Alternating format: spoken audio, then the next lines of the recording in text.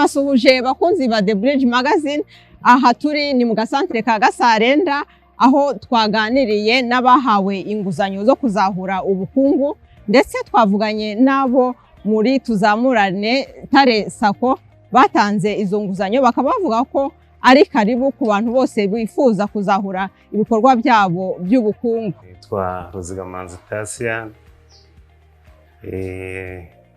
bakunda guhimba Mutariyane, abankorera muri aka kagari ka Gasarenda, umurenge wa Tare, mu karere ka Nyamagabe. Mwatubwira muri make ibikorwa by'ubucuruzi mukora? Mbere ya Covid nakoraga ubucuruzi bwa bare, nkagira n'ubucuruzi bw'akabenzi, muri make nibyo nabashaga gukora, ariko nkaba n'umuhinga bifatanya no guhinga. Yego, ubu biragenda. Urakoze cyane. Covid-19 yahungabanyije ibikorwa by'abantu benshi. Wowe ku kigero cyawe ni gute Covid-19 yahungabanyije ibikorwa byawe? Covid igitangira yahungabanyije ibikorwa byanjye byinshi, kuko muzi ko twabanje kuguma mu rugo, ubu ntitubashe gucuruza, nta wabasha gucuruza, nyine twari ibyo twari dufite mu ngo. Cyakora bagezeho baza kuvuga ko tugomba gucuruza ibiribwa, utubari baradufunga. Ubwo rero kubera ko twabagaho mu buryo nyine ko twakuraga amafaranga mu tubari, mu kabari twacuruje, twaje kubura amafaranga, duhura n'ikibazo gikomeye cyo kubura mikoro, kubura ibidutunga. Ntabwo byatworoheye, si twenyine n'abaturanyi hose niko byagenze. Cyitwa utubari cyane cyane twagize ingaruka mbi kandi ikomeye cyane muri twe no mu miryango yacu. Ni uri umwe mu bantu bahawe inguzanyo na Sacco Tare kugira ngo uzahure ibikorwa byawe. Ni iyihe nzira wanyuzemo kugira ngo uhabwe iyo nguzanyo? Guhabwa inguzanyo burya iyo umuntu nyine yujuje ibisabwa, ukaba wujuje byibura amezi 3 warafunguje konte, ubitse ubikuza, bakwemerera inguzanyo. Uretse ko jyewe natangiranye nayo gitangira, kuko nomero 35 numva ko twatangiranye nayo. Kubera ko no mu ba mbere hari itsinda nari nyoboye hano twaryitaga ibimina, ariko badushishikariza yuko twagana Sacco ikatwongerera ubushobozi. Niyo mpamvu nyine wumva ko ndi uwa kera natangiranye nayo mu wa 35. Rero ubwo cyakora inguzanyo ya mbere nari naramaze kuyishyura, hasigayemo make. Covid itangiye rero baje kudushishikariza ko hari amafaranga abamo, ariko baguriza 1 miliyoni, kandi bakagabanya ku nguzanyo, kuko urabona ko bungukaga ya mbere 18%, kandi baduhera 4%. Iyo nguzanyo rero barayiduhaye, nyine yabarayimpaye ya 1 miliyoni, ndumva ari mu kwezi kwa 2 nayifashe, kandi n'imyaka 2. Nyuma yaho muherewe iyo nguzanyo, murimo kubona irimo kubafasha gute mu kuzahura ibikorwa byanyu by'ubucuruzi? Sacco yambereye umubyeyi ku buryo bukomeye. Umuntu wemera kuguguriza amafaranga muri kiriya gihe, burya ntacyo namunganya. Sacco ntacyo nayinganya, yambereye umubyeyi kuko yambaye hafi. Urabona amatungo yaramaze gushiramo, mu byo twari dutunze mu mafaranga yaramaze no gushira mu ngo, kubera igihe twamaze nyine umwaka twamaze nta kintu dukora. Ubwo rero muri abo mafaranga naje gukoramo ububazi, nongera ububazi kuko narabagaga, ndongera nkajya ndangura n'inzoga, ko bemeraga nyine ko bazitahana. Nongera ndemera nkajya nshorera amatungo ajya Icyangugu, nkagura nkohereza Icyangugu. Ubu rero byaramfashije, ariko n'uyu munsi wa none kubera inguzanyo mfite bampaye yanteje imbere ubu mu rugo nta kibazo. N'abana ubu bamaze kwiga, bamwe ubu baranakora, babonye n'akazi ubu baranakora. Urumva ko yaramfashije kuri byinshi, ari jye n'umuryango wanjye. Hari abataramenye ko izo nguzanyo zatanzwe, ese wabaha ubuhe butumwa kugira ngo nabo babashe kuzahura ibikorwa byabo byahungabanyijwe na Covid-19? Buriya nabashishikariza ko cyane cyane bwira ubuyobozi bwa SACCO, kuko ubu ngubu tubasha gukora amanama, tubasha kuwa kabiri no kuwa mbere no kuwa kane gukora inteko z'abaturage. Numva ko nabashishikariza wenda natwe byashoboka nimba batwemera rero tukabishishikariza n'abandi, kuko iyo abandi bafite uburyo babaho nawe ubaho bakazamura ubukungu bwabo. Kuba aka gasantere karimo abantu benshi bashobora gucuruza, harimo n'imirimo myinshi ubu ngubu bakeneye, kuko ubukungu bwari bwarazahaye nyine ubu ngubu bukeneye kuzamuka. Hari n'abantu rero ubu ngubu bafite ikibazo nyine cy'ubukene, ariko numva yuko bagana SACCO tukajya tubitangaza mu nteko z'abaturage, nimba ntacyo byaba bitwaye, ariko numva ntacyo nabo yenda bakaza bakabishishikariza, kuko wenda n'izo nama bashobora kuba batazizi ko ziba, tukabibashishikariza nabo nyine babona ukuntu bakwiteza imbere, kuko bahuye nabo n'ihungabana ryinshi muri iki gihe, kuko hari benshi ubu batarakingurirwa n'utubari kubera ko bataruzuza ibyangombwa, ariko numva yuko bagana n'ibyo byangombwa n'ayo mafaranga bakabasha kubafasha mu kuzahura ubukungu bwabo. Mwatubwira uburyo mwakiriye iyi gahunda leta yashyizeho kuzahura ibikorwa byahungabanijwe na COVID-19? Leta ni umubyeyi wacu nk'uko babivuga, kuko umubyeyi nyine amenya umwana we. Twagize amahirwe kuri icyo gikorwa badukoreye, bakadushyirira muri SACCO iyo nguzanyo, tukabasha nyine kuyizaho, kuko twebwe ubundi nta n'umuvandimwe wabona yenda waguha amafaranga na gutyo wabasha kuguriza angana ryo hataba ubwo bushobozi. Ubwo rero nkaba nshimira ubuyobozi bw'igihugu cyacu, nshimira n'ubuyobozi bwa SACCO, kuko bubasha gushyira mu bikorwa ibyo leta isaba, kuko iyo nguzanyo nyine kuyibona iyo leta itajya gushyiramo uruhare rwayo ntaho twari kuyakura. Sijye gusa n'abandi bavana, hari abandi benshi nyine bagiye bafasha ubu muri iki gihe, ku buryo mbona yenda bikomeje bikagenda neza, ubukungu bwazahuka mu buryo bwihuse. Nitwa Mukeshimana Tasienne, nkaba nkorera muri no santere ya Gasarenda mu murenge wa Tare. Ni ku kihe kigero COVID yahungabanyije ibikorwa byanyu by'ubucuruzi?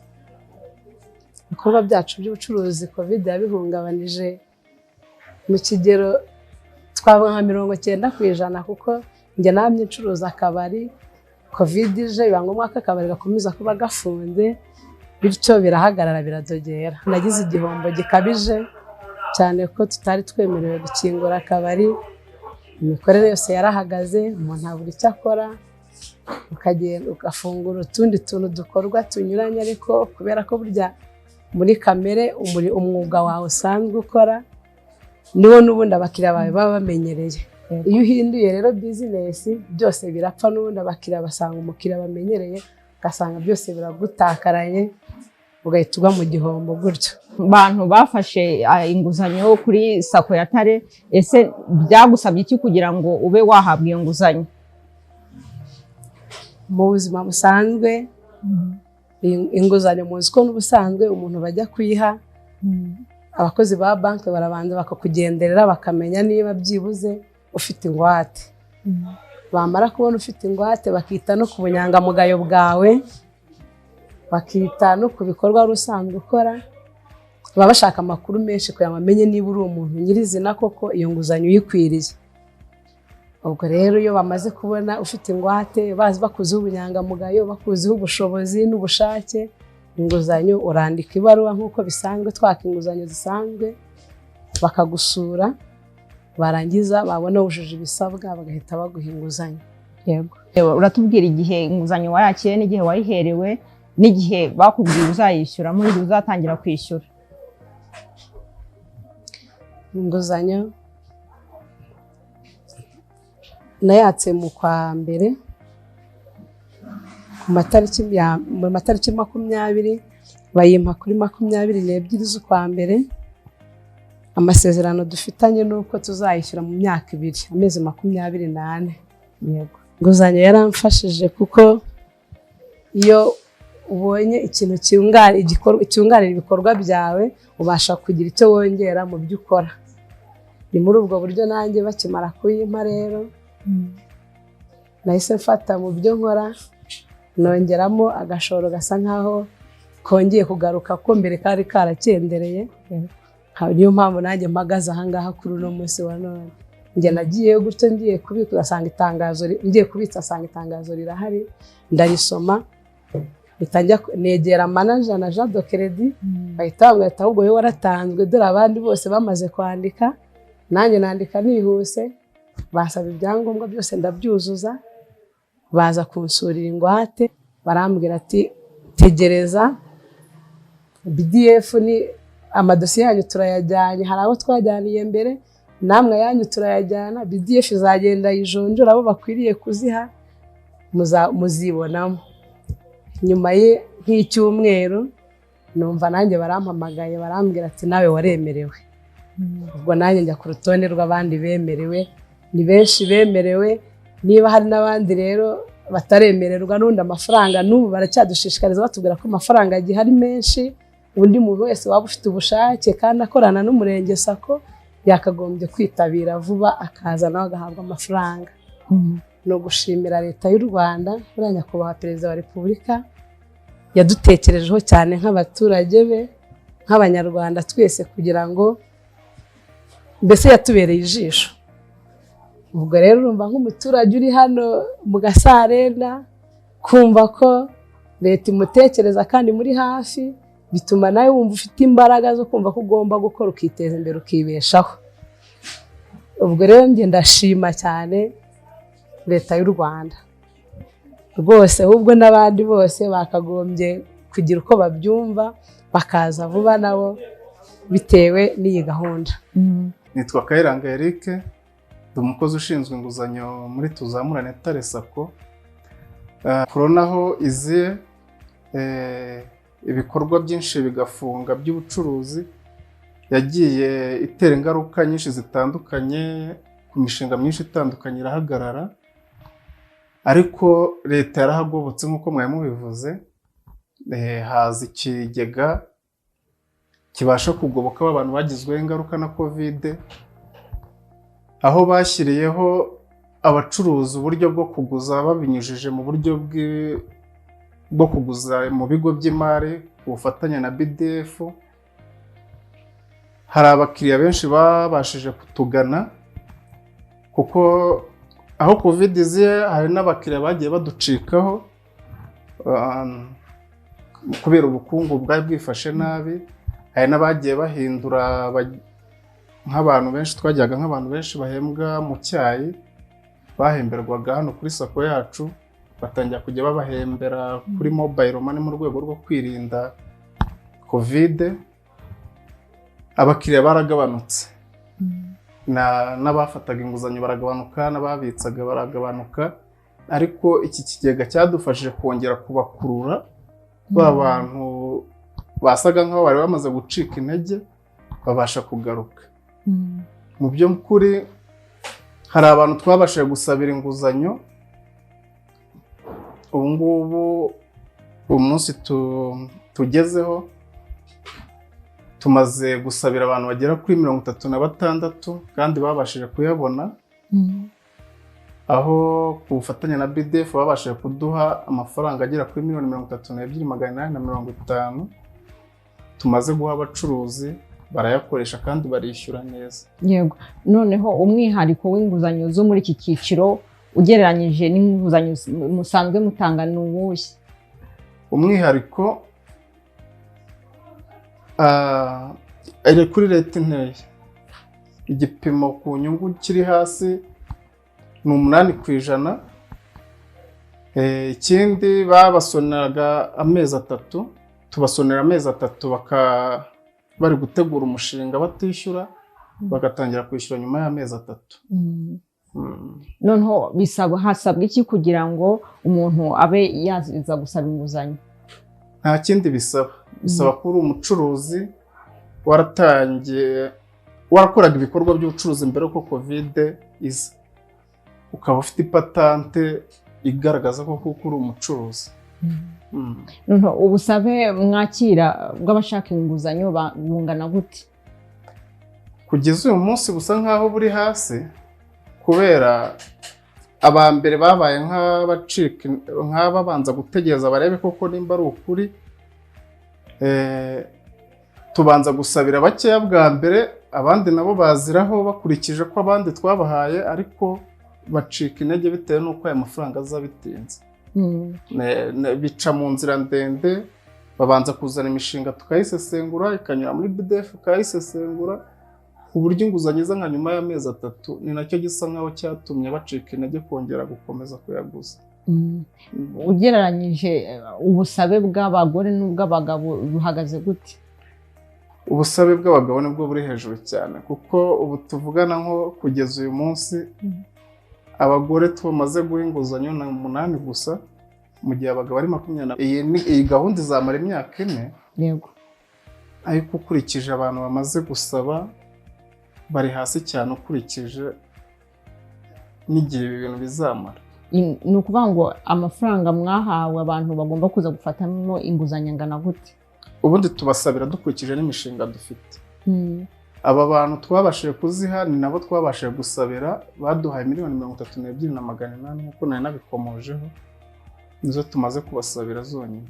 Ariko turakomeza gushishikariza n'abandi uko bagenda baza, tuzadukomeza tubakira n'ayandi. Ni uburyo mukurikirana ibikorwa by'abahaye inguzanyo, mwavuga ko umusaruro wabyo uhagaze gute?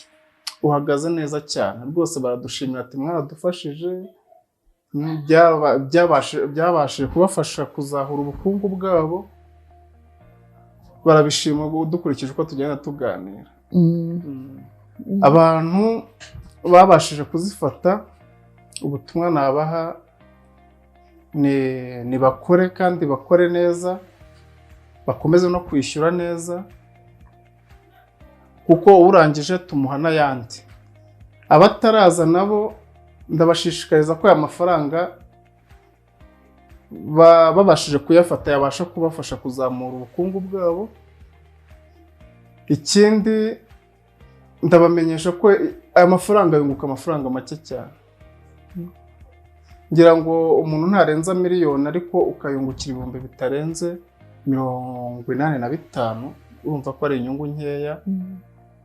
Ubwo nabashishikariza n'abandi kutugana, tukabasha kubafasha kuzahura ubukungu bwabo. Ni ukuvuga ngo nta muntu ushobora kwaka amafaranga ari hejuru ya miliyoni? Niko polisi yari ihagaze. Yego. Nuko umuntu umwe ntagomba kurenza miliyoni. Ubutumwa bwihariye nashishikarizaga abantu bafata inguzanyo kujya bazikoresha neza, bakazikoresha icyo bazisabiye, ikindi bakishyura neza, bakarushaho kugirirwa icyizere n'ibigo by'imari bakorana nabyo. Iyo uhawe miliyoni wishyura angahe? Muri ya mezi 3 uba wishyura inyungu. Yego. Uba wishyura inyungu gusa. Ubwo mu gihe cy'imyaka 2 bayungukira $150. Yego. Kuko bayishyura mu gihe kitangije imyaka 2. Mu gihe gisanzwe se ubwo ubundi wafashe miliyoni wakishyura inyungu yangahe mbere ya Covid? Ku mwaka atari muri iyi gahunda? $100,000, miliyoni 1,100,000 ku mwaka. Iriya ni mu myaka 2, ubwo bivuze ko ari $1,050,000. Noneho mu myaka 2, tuvuge mu myaka 2 wakishyura angahe? Inguzanyo isanzwe ni $1,188,200. Ubwo ikinyuranye se ko nangahe? Umva harimo difference $80,000 Yego. Ndabashimiye cyane mwe mwakurikiye iki kiganiro, mwumvise uko SACCO zitanga inguzanyo zo kuzahura ubukungu ku nyungu nkeya. Mwese abafite ibikorwa byahungabanyijwe na COVID-19 ni karibu muri SACCO. Mwari kumwe nanjye umukunzi Mediatrice.